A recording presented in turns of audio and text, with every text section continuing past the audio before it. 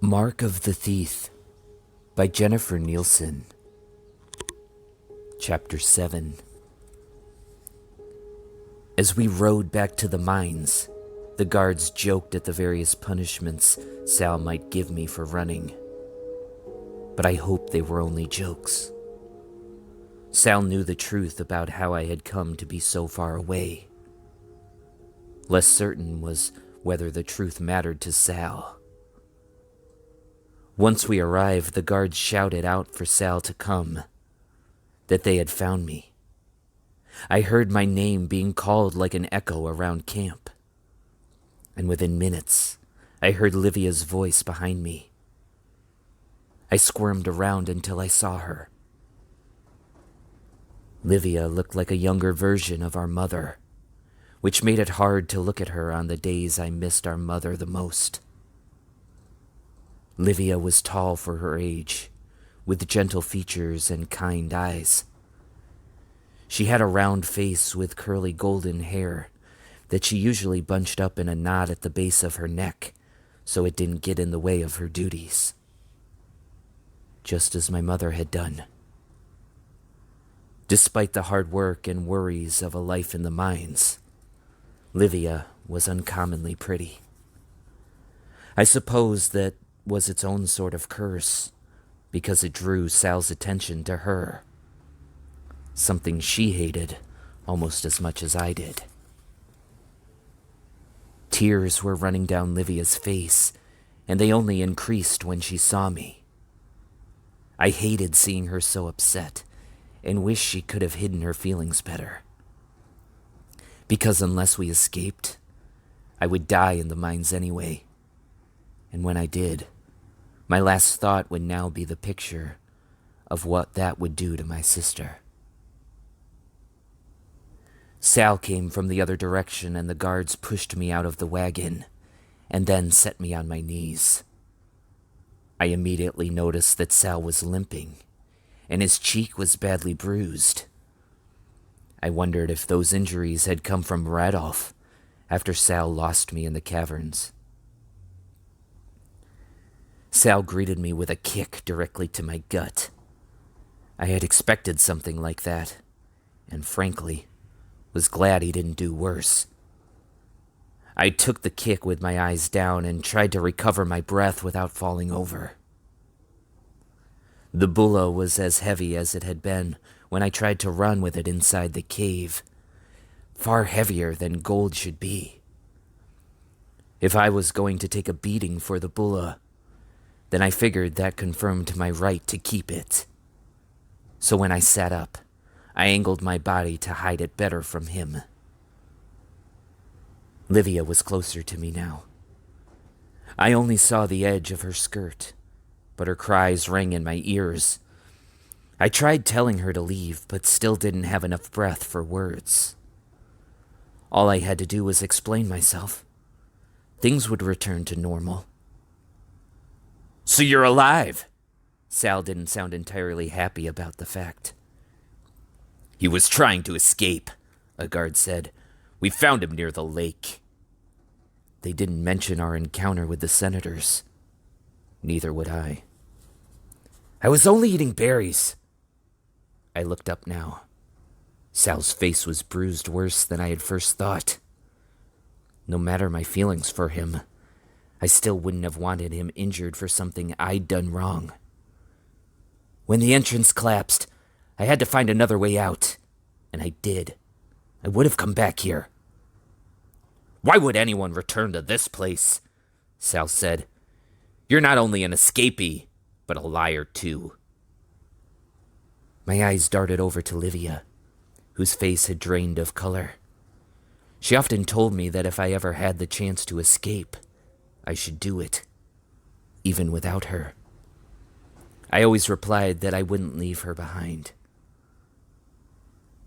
"I belong in these mines," I said. "This is my life." "There's no life here, Nick. When will you understand that?" He was screaming at me now, but I had to let him do it. Once he calmed down, he'd allow me back in. I nodded toward the guards. Have them untie me, and I'll go back to work right now. Are you asking me to forget about your disobedience before? Or your attempted escape? Well, no, not asking in words, though it would have been nice. He continued. And what happens if I return you with the other slaves, with your story about an exit deep inside the mines, and your belly full of berries? What will they think of that? What will they believe about their own chances to escape? I could have promised not to say anything, but he wouldn't have believed me. And besides, the story would get around anyway. Whispers that I had survived the cave's collapse were probably already floating through the mines. Brand his forehead, the guard behind me said. Let him be a lesson to the others who think about escaping. No, I cried. Please, Sal, don't do that. If there was even the smallest chance of my becoming free one day, I could never build any sort of life with my face marked as an escaped slave. Branding my forehead would steal away my last hope. But maybe that was the exact reason why Sal would do it. Sal brushed a hand over his bruised cheek as he thought it over. Then he crouched near me and parted my hair to reveal my forehead. He tapped the skin and smiled. We'll put it right here, in big, black, burned letters. Don't do it, Sal. My heart pounded wildly, causing my hands to tremble. You know I wasn't trying to escape. If I had intended to go, I would have succeeded. I know that. He removed his hand from my head. General Radolf was furious when you disappeared. I told him that after everything settled in a few weeks, we could dig out the cave entrance again and get another man to go in. But that wasn't the reason for his anger. He was upset because you'd be dead by the time we got back inside. Tell me, Nick, why does a general of the Roman army care if you're alive?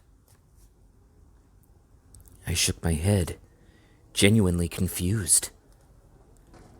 I don't know. I think you misunderstood him. And did you get whatever he wanted you to find in there? Letting Sal even touch the bulla was intolerable. He'd stain it with the grease of his hands and tarnish it with his own corruption. No, sir, I said, looking him straight in the face. No matter how wrong it was to lie to a master, I couldn't give the bulla up to him. Not to anyone. Sal searched my face for any sign I was lying, and I was certain he would figure me out. I didn't care. Where I should have felt guilt for my lies, I only felt anger that he was forcing me to tell them. It wouldn't matter anyway. Surely he would sense the tumult of emotions inside me and know the truth.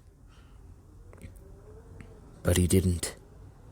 And from the darkened expression on his face, I soon realized what a mistake it had been to lie. Because without the bulla, he had no reason to tell Radolf I had escaped from the cave. My life was worth nothing to him. A wicked grin spread across Sal's face. We can't let the other slaves think there's a way out of the mines. And if they do, they need to know the consequences of trying to leave. It's not enough to brand this boy's forehead. We have to kill him. Chapter 8. Despite my struggles, the guards threw me back into the wagon and held me tight. They wouldn't do it here, in view of the others. Instead, they'd take me back down the hill and leave my body in the weeds for the vultures to find. That terrified me more than anything. To enter the other world without a burial. I'd never be able to rest. Not for the eternities. No! Livia screamed. Let him live, Sal, please. He's the only family I have left. Slaves don't get to have families, Sal said, because of your foul brother. That general almost ordered my death yesterday. He's not worth the trouble. Not even for you. He's a curse. I'm not! I yelled it with more fire than I'd ever felt before. But even then, I knew it was another lie. Maybe Caesar's ghost wasn't telling me that the bulla was a curse. Maybe he had said that by wearing the bulla, I would become the curse. By then, the second wagon came rolling into camp, with Kayla's limbs and wings tied up tighter than could possibly be necessary. Tears filled my eyes when I saw her. Such a magnificent animal, reduced to bondage. Whatever would become of me, I feared that her fate might be no better. At least it provided a temporary distraction for Sal and the guards, who wandered over to the wagon to get a closer look. I took advantage of the moment to jump from the wagon and run the other way.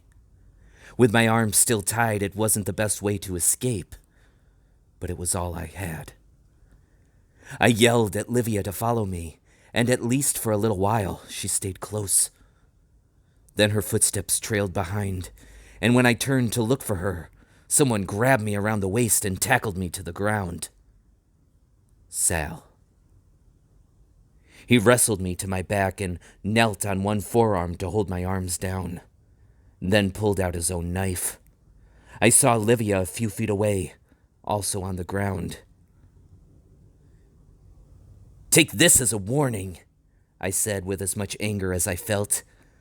"Once you kill me, I'm going to come back as a shade. I will haunt you every day of your miserable life, and I'll enjoy it too."